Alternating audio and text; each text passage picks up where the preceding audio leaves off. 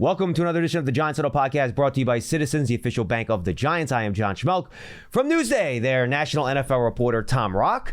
Well, why do I have Tom on today? Well, for one, I like talking to Tom. He's awesome. Number two, I wanted to find somebody that covers both the Jets and the Giants and were at both joint practices.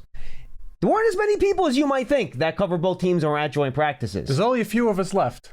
But we're kind of an endangered species. You were one of them, and so you zoomed up right to the top of my list. So, Tom, thanks for joining us in the Hackensack Meridian Health Podcast Studio. Keep getting better. What were your takeaways from 2 days of joint practices against the Jets? I thought that the Giants' defense was really standout, and they are going to be a problem for opposing teams. And I think there was a question yesterday to Holland that really summed it up. And somebody said, how is the defense coming together? And he said, we'd better be doing well, because if we don't, we're not going to win a lot of games. And that kind of tells you where this is. Now, the offense is going to be better than it was last year, I think, but I don't think it's going to be a 30, 35 point a game unit. Russell Wilson's obviously going to add a little bit of playmaking and decision making that could help them score some points. He's going to raise the floor, certainly. Yes, you're not going to have many of those 3-point games that you've had the last couple of years. Right, and Neighbors you would think is going to get better, and Tracy's going to get better, and everybody's going to kind of progress. And I think Theo Johnson is poised for kind of a breakout year. So that offense, but still, it's not a firepower offense. It's not the Bills. It's not the Chargers. It's not those teams that you go out there. The Rams a couple of years ago, where you say, if this gets into the 40s, we can play with them. Not with you. But the defense, I think, is going to be pretty good and keep them in a lot of the games that got away from them the last couple of years. Yeah, and I think what gets me excited is I watched the Giants defensive line in one-on-ones yesterday. I thought they did pretty good against the Jets offensive line. I thought the Jets offensive line did a little bit better today. But in the team portion, you did see Giants defensive linemen in the backfield a decent amount during the team portions of drills. And I think one of the reasons I wanted to have somebody that covers both teams, the Giants have a pretty good young offensive line. Like, that should be one of the strengths of their team, no? I was really impressed. You said the Jets have a good offensive line. They have a very young, yes. So they've gone away from bringing in the future Hall of Famers like they did the last couple of years, and now they're building. And I think they have 3 first-round picks and a second-round pick. Yeah, they have Fashanu, Vera Tucker, and Membo would be the first rounders, right? And then Tippmann was a second rounder. A second rounder, right? So that's a pretty stout group. Listen, there was a couple of years ago when the Giants had all that investment in their offensive line. That kind of flittered away too. It guarantees nothing, just for the record. It doesn't mean anything. It's a nice April story, but once you get to September, who cares? But anyway, but to the point, they do have some good blockers there, and the Giants were just ate them up, really, for most of these past 2 days. It was I think they had 4 sacks today. I wasn't watching all of the offensive plays, but it seemed like between Burns and Abdul and Thibodeau, and Dex, they were able to manhandle everybody up front. So that's really promising for the Giants, I think. And by the way, I think what kind of impresses me is Dex isn't really going yet. He does 1 or 2 team reps. I think he did one-on-one rep that I saw. Like, he's not even up to like full speed yet, Dexter Lawrence. Once he gets to like full Dex, and then you add the other guys, it becomes even, I think, tougher for teams to block. I think it's gonna be a real issue for opposing teams. It's gonna be very, very curious to see how they do this, and obviously a lot of pressure is going to be on Bowen how he deploys them, because you're going to want to get all those 3 edge rushers on the field at the same time, and then who's the odd guy out. And the other thing I'm looking for too is I always remember talking with Harry Carson about playing with Lawrence Taylor and how different it was and how he had to get used to it. You asked that question today to Carter, right? Yeah. Good question. And so Harry Carson would always say that when Lawrence was able to improvise, it was up to Harry to kind of keep the steady beat, and make sure that everything was covered. And Carl on the other side too, right? And Carl on the other side. Yeah. So you can't just, it's like a jazz trio, right? And you can't just have everybody going willy-nilly. Somebody's got to maintain the order.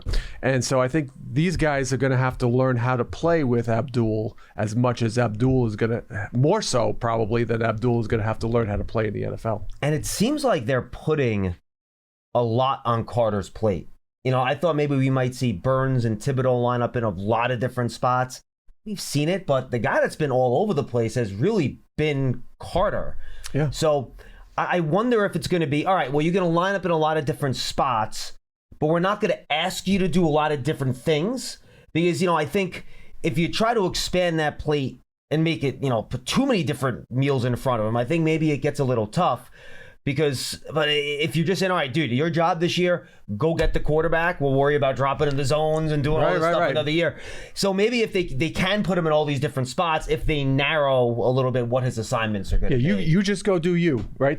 See ball, get ball, and we'll tell you where to line up, and then the rest of us are gonna work around there. I think that's the thing. And you talk about the big plate that they have for him. I mean, he's cleaning the plate. I haven't seen him make a misstep yet. So it's exciting. You and I both know. You and I are both also growing out our hair until he gets his first sack, as is pretty obvious. And maybe we'll all get a haircut on September 8th. Absolutely. Huddle up, get in here. If you're lined up here, you gotta go over the middle with it to score. Right. How do we make that happen?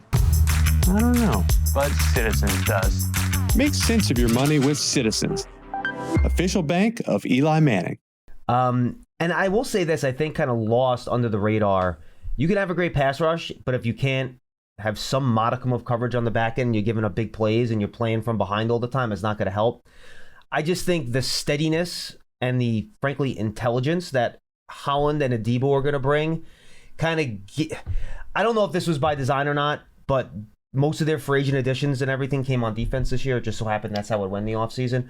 But I think that combined, because there was no way to know they were going to get Abdul Carter, right? When they signed those guys. I think having those steadying presence on the back end will make Carter's impact up front even greater. You know what I mean? Right. Well, that goes back to what we were talking about, where if everything else is taken care of, if everybody's playing to the steady beat, and he can go off and riff and be Miles Davis or whatever analogy you want to have for a musician, then I think that makes the Giants defense all the better. And they brought in these, they're good players.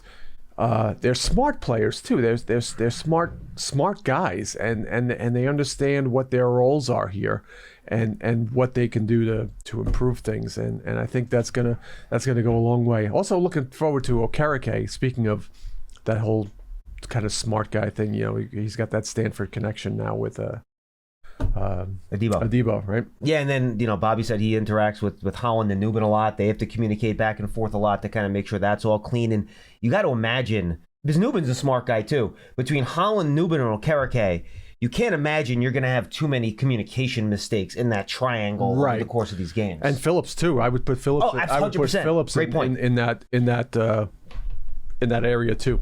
Yeah, so I guess that'd be more of a it's not really trapezoid, maybe. Yeah, it's like a quadrilateral. Yeah, okay, quadrilateral. I'm good with that. Giants Huddle podcast brought to you by Citizens, the official bank of the Giants. From game day celebrations to your everyday financial needs, Big Blue fans can get the most out of every moment with Citizens. Learn more at citizensbank.com/Giants. Last one on the defense. We haven't touched on it yet. Do you see Shane Bowen's defense looking different this year than it did last year because the players are different? Well, I don't see it schematically much different. I see the intensity different. I see a lot more freedom, a lot more playing without thinking, and I think that's important. Especially, I had a talk with Okereke a couple of days ago, and he said that it did take him a while to figure out this defense and to understand what was required of him and what was required of everybody, because obviously at that mic spot he's going to be directing a lot of traffic, and he feels like this year he's come back in and he's really in a much better place to understand what's going on and what's being asked of everyone on that defense. So I think it's just a kind of a year two thing that naturally takes some time. Sometimes things happen quickly and sometimes they don't. Yeah. And I think that we saw with Wink it happened quickly, right? And everybody took to it, and it was kind of a magic thing. This defense is maybe a little bit more cerebral and maybe a little bit more reactionary and a lot more rules that have to be followed. And I think that once these guys get those down, then they can really start to play. Hey, look, I don't know how much to take out of preseason game number 1, but I thought they did play a lot more man in that preseason game that we saw them play last year. We'll see if that carries over. I don't remember what they did last preseason either. I got to be honest with you. All right, so before we head over to the offense, I mentioned preseason games, so I might as well ask you about that. As someone that's been doing this as long as you have, how much do you take out of preseason games in terms of team performance, or is it more of a how do individual players do in their kind of developmental process? A little bit of both. I think I always remember going back to covering those games when Eli was around and they would go into these preseason games and they'd play Roethlisberger or Cam Newton or somebody else in Carolina, and the other quarterback would come out and he'd just kind of, for the first drive, he'd go down the field. He was 4 for 5 for 73 yards, and they scored a touchdown, and that was it. And that never seemed to happen with the Giants, right? The Giants could never do that. It was like, oh, Eli was sacked, or he completed one short pass, and that was it. Seeing the offense be able to function in Buffalo was sort of a bright spot, I thought. No, it had to have been. Geez. And compared to where they were a year ago and where they were in the quarterback situation a year ago, they're much better off. But then you get beyond that and you say, well, it's Russell Wilson. What are we really looking at here? And he obviously doesn't have neighbors yet, and so there's a lot of pieces missing. Andrew Thomas hasn't even been on the field yet, which is a couple of hours away from starting to get worrisome. Yeah, that clock's gonna have to start soon. You would think, right? When we start looking at the thinking about the opener, but yeah, they are the individual development is what I was gonna say, and obviously Jaxson is the one that stood out there on Saturday. What'd you think of Dart? I thought he's a gamer. I thought he's better at games than he is at practices. He has moxie. That's man. important. He does have that. Because there's a couple of other quarterbacks that have been here in the past that were practice quarterbacks that couldn't do it in the game. And if he's the kind of kid who can elevate his stuff and really bring it forward, and when the lights are the brightest, I think there's something to be said for that. And that's a good skill to have. How do you feel like they are going to handle this during the regular season with the quarterback development cycle? Yeah, that's tough. I mean, you gotta know where we are in the season and what their record is and what they're looking at. You just gave the same answer that I give when we get callers on Big Blue Kickoff asking me the same question. There's so many variables. I mean, I don't get the sense that they're itching to put them in. I get the same exact sense. I don't get that sense. I think they'd be very happy having Russell and maybe Jameis a couple of times. So here's another question. Quarterback. Here's a good question, and we had this debate on Big Blue Kickoff the other day. And this is me knocking on wood, not wishing this into existence. Second quarter, week 1, let's say Russell Wilson gets stepped on, right? And he has to leave the game for like the rest of the game. He's going to be back fine. Who's the first quarterback in? Is it Dart or Jameis? I think Jameis will be the number 2. That was also Paul and I's guess. My guess is that Jameis will be the 2, and then Dart will be the emergency third quarterback. So that'll be an interesting point to kind of gauge where that happens, where that change takes place. Right. Some Sunday at 11:30 a.m. we're gonna all of a sudden it's gonna be a big news story. Oh, wait a second. Right. Jaxson is the number 2. I see. So, but like I said, nobody's rushing this. Right. There's no reason to rush it. I thought Russ was going to be here and sort of be a placeholder. I think they feel pretty good about having Russ as their quarterback. I think and it's funny. I always kind of, people talk about, he brings energy and all this stuff. I've always been a guy that's kind of rolled my eyes and been like, all right, whatever. Mm-hmm. Can he play? That's what matters. What this guy has brought into this building, it has like you can almost just see the confidence level, like the high tide lifting all boats. Like you've seen it. Like people believe in him as a player and as a guy and how he does things. And I think it's made them believe more in everything just because he's the guy captaining the ship right now. you need your quarterback to be that guy, and they didn't have that for a couple of years. It's been a bit. They didn't have anybody who was the face of the franchise. I always go back. I always talk with the other writers. We say, if the Giants ever made it to the Super Bowl, who's at podium one?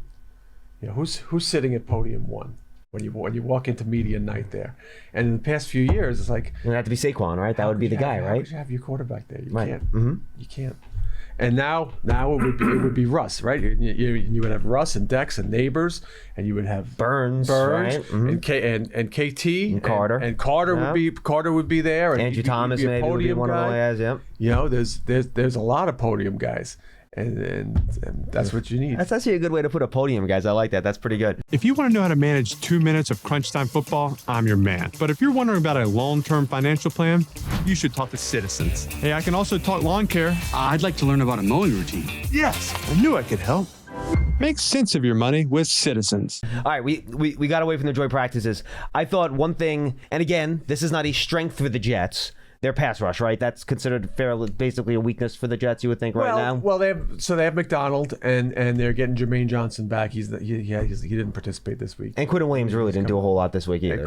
Quinton's out. Yeah, he's been out. So not a ton of top pass rushers, but I thought the Giants' offensive line did a really nice job in terms of protecting the quarterback. I know this is going to light up your phone lines. I was watching Evan Neal today, and he did okay. I thought he did pretty good too. I thought he did pretty well. He was switching sides there at guard.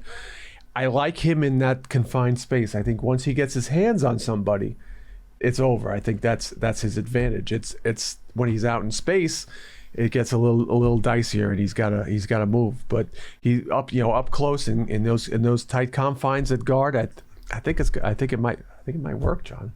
I think it might work too. Then again, I don't know if that necessarily means week one he's one of your two starting guards. No, I don't think so. But if he's your first guard off the bench, guess what? That guy's going to have to play at some point. That's just the way the league works. Right. It's or your center gets hurt and somebody's got to move over. Right. That's a good point too. There's a couple of permutations there that can get him on the field, but I think he'll be okay with that. Van Roten, obviously, we saw him get into a little bit of a fight there, and that was fun to see. JMS was in the mix in a couple of little tussles too. JMS got in the middle of it. We saw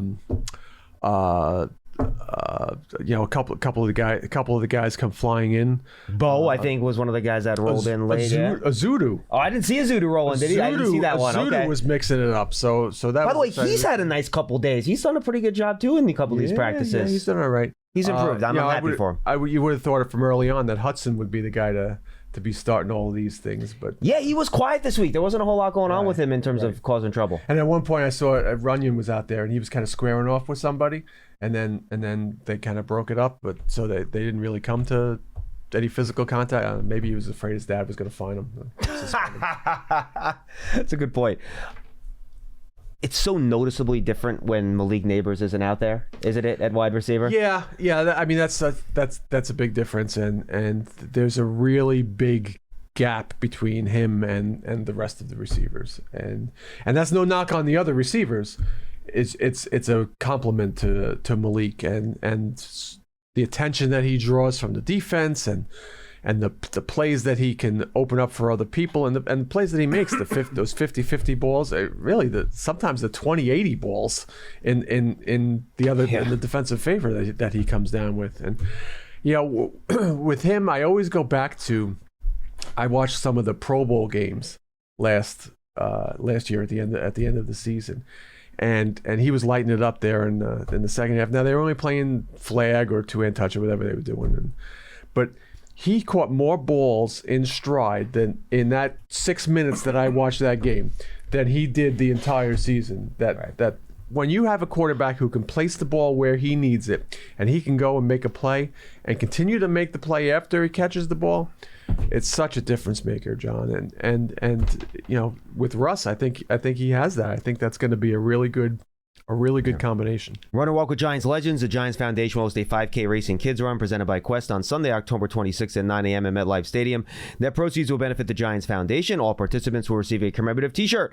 After the race, stay for a post-race festival with appearances by Giants legends and a live DJ. Register now at giants.com/5K. The Giants Foundation is a 501c3 nonprofit corporation. Let's wrap up here, Tom.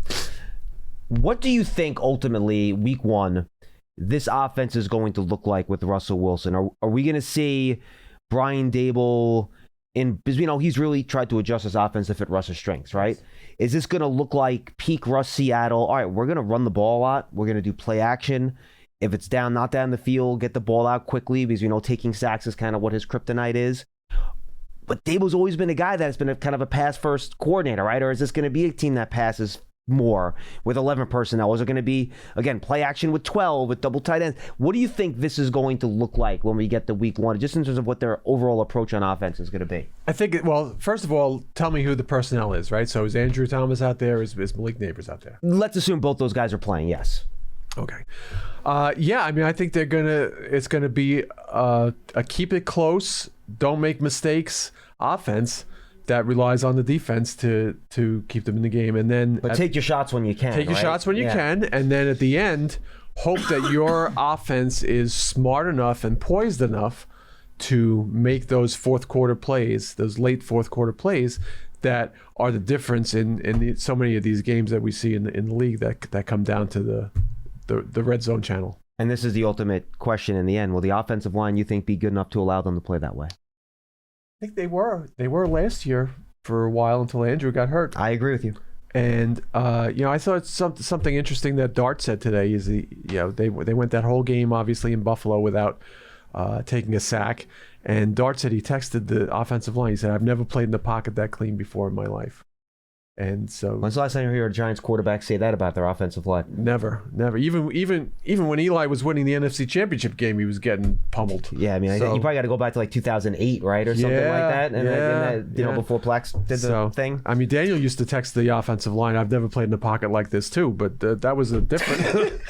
That was a different extreme. Yes, it was. Tom, what do you got going on? Tell the folks what you're up to. Anything you want to promote? The floor is yours. Newsday.com for all your coverage of the Giants, the Jets. I have a book coming out. Oh, do you? 350 football jokes. No way. Some dad jokes, some funny stories. It's called 350 football. When is that coming out? August 28th. Oh, okay. We're going to have you back and talk about that. Yeah, that's great. There's some really bad dad jokes. Oh, I love bad dad jokes. Like, what's a football player's favorite dessert any given Sunday?